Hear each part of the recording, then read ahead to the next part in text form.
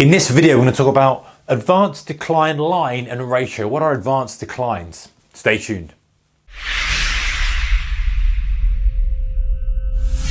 Hey traders, a very warm welcome to you. Okay, so maybe you've heard this terminology, advanced declines, or sometimes referred to as breadth. What is it? How is it calculated? How can we potentially use it as traders? Okay, so advanced decline, we have line, we have ratio. There's a few ways of looking at it, but let's just drill down exactly what it means. So advanced declines, if you're talking about the actual advanced decline, is the number of advancing issues minus declining issues. What does that actually mean? Advancing issues means stocks on the NYSE. Generally, we can do that, or we can use the NASDAQ. We can kind of isolate it to index, but it's the number of stocks that are up minus the number of stocks that are down to give us a net number. So we've got 1,000 stocks that are up, 500 stocks that are down. The number on the advanced decline is going to be 500.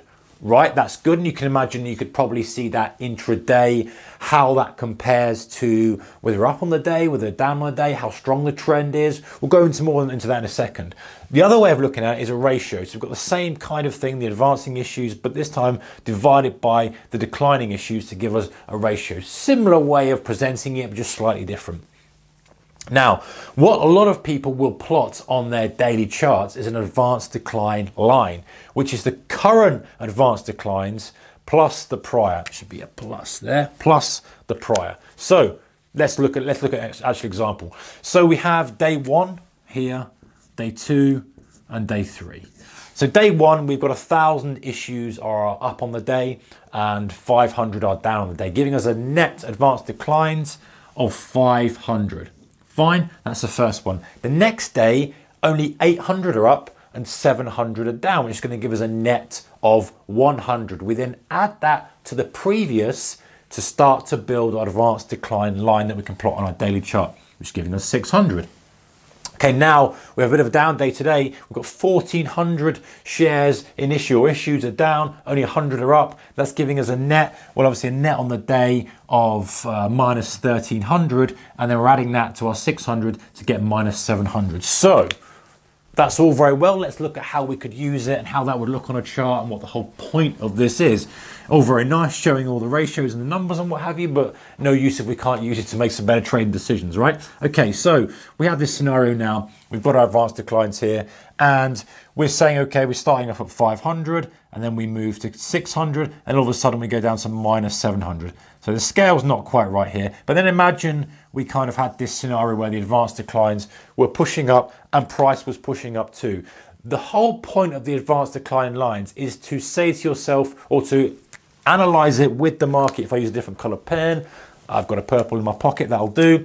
You know, if the market is pushing to highs, this is the market here, okay, and this is the advanced decline line.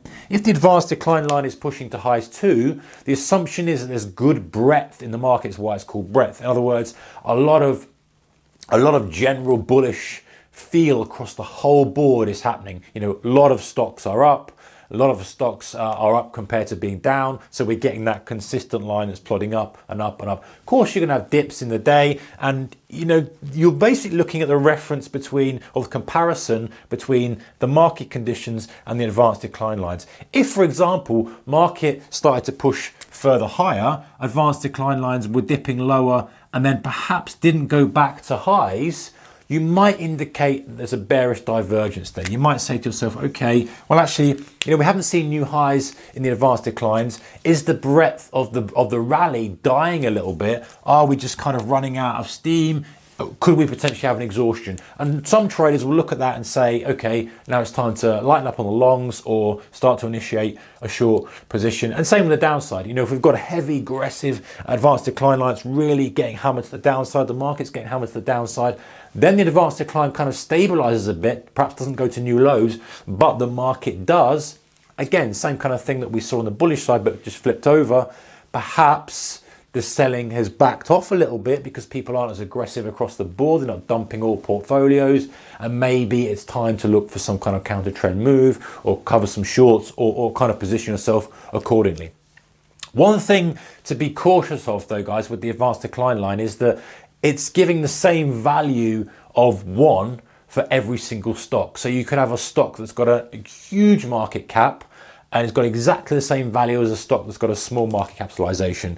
So there's a little bit of a thing there, and obviously with some indexes, or indices should I say, they're weighted by market cap or by price. So it's not a perfect way of looking at things.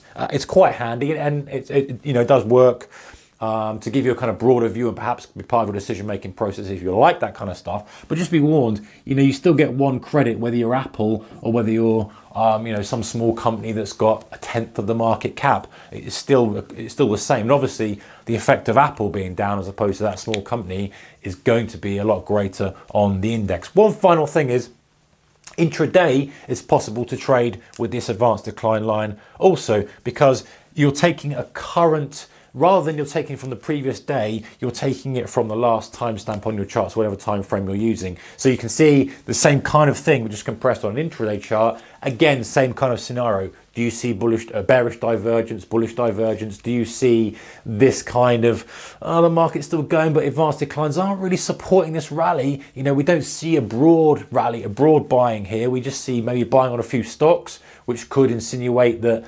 once that backs off, we might roll over again. So there's some options and ways of using the advanced decline lines, but it's a good way of looking at things because it doesn't lie. It's just telling you a broad feel of what's going on. And maybe if you don't use it for trading decisions, you can still look at it overall and say, okay, well, we are reasonably bullish at the moment, or, maybe it could be part of a trading setup that raises a red flag for you. Whether or not you trade specifically off it, I don't know, but it could be part of something that says, hey, you know what, I need to be cautious going long here because it's not quite supported with the breadth of the market. All right, guys, see you next one. Take care. Bye-bye.